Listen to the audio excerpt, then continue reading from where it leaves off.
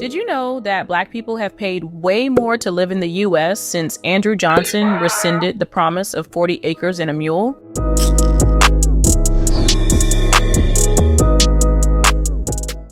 The Black tax is a term that refers to the various forms of systemic inequality faced by Black Americans when trying to create wealth.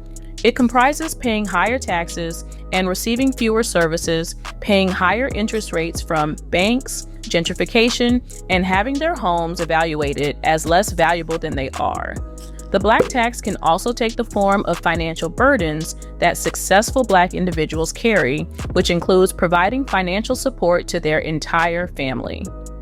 Author Sean Rochester of The Black Tax has quantified the cost of racism in the United States, which amounts to $70 trillion since the start of slavery. Now, normally when we talk about discrimination, we talk about it from the perspective of the injustice or the immorality associated with it.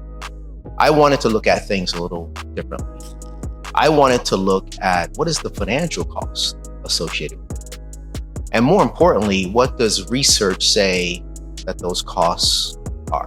This has had a significant financial cost on Black Americans, and we still face a staggering wealth gap.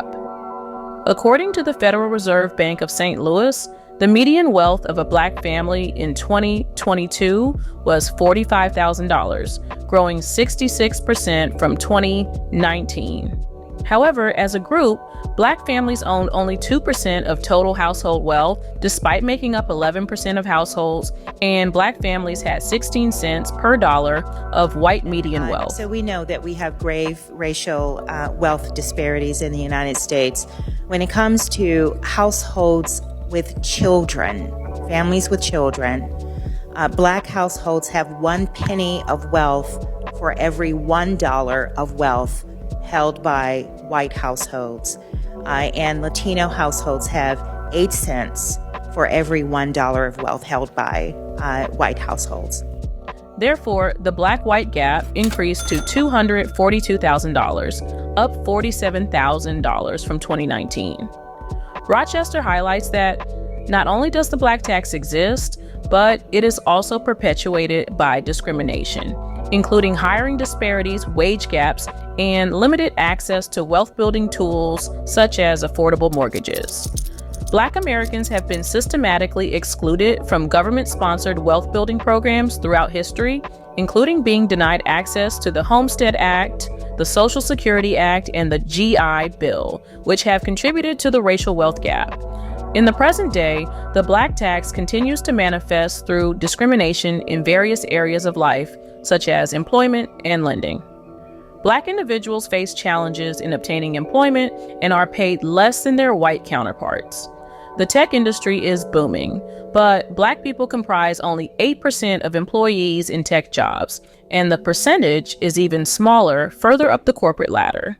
Just 3% of technology executives in the C-suite are Black, according to a McKinsey analysis of Fortune 500 executives. The very technology that is often designed to help and support communities can do real harm when we don't have Black leaders and historically marginalized leaders at the table, and not just at the table to share perspective, but to literally shape and build and create the future. The very issues that we're trying to solve cannot be solved in the same ways, with the same conditions, and sometimes with the same people who created them.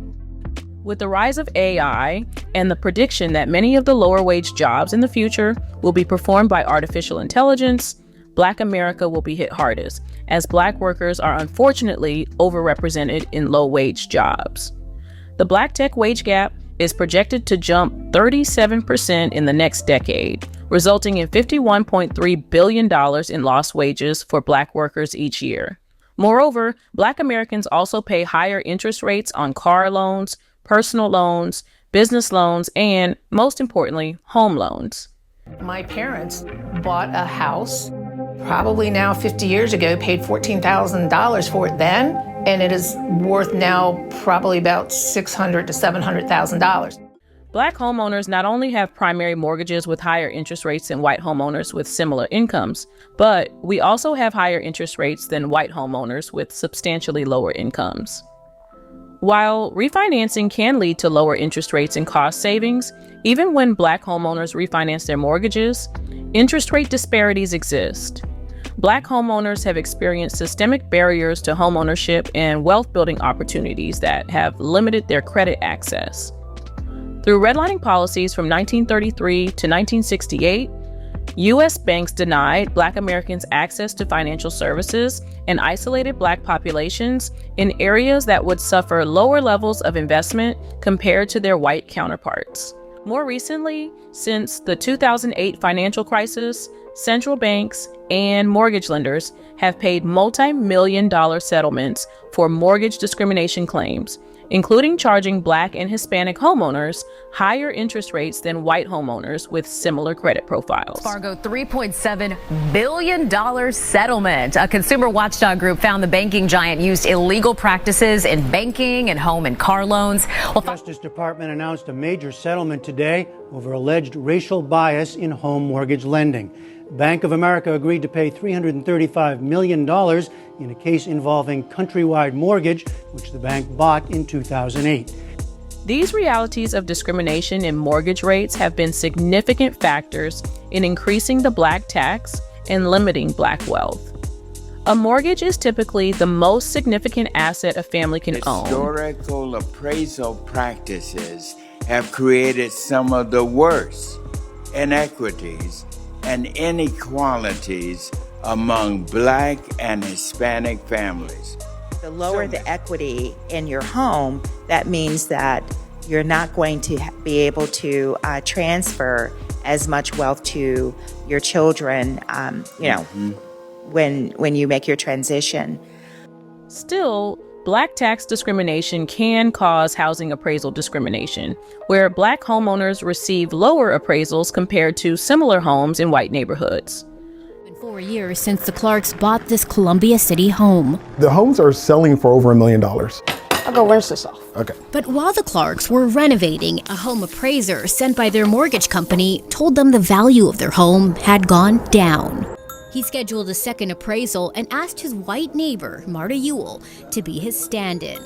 Second appraisal came back over $300,000 higher than the first one. Not to mention that Black people earn less and have to spend more of their earnings on necessities. And now, with rising inflation and higher grocery prices, the Black tax continues to impact Black Americans daily. Despite all the success Black people have experienced over the years, Black people are still subjected to the Black tax, which prevents us from achieving financial stability and building generational wealth.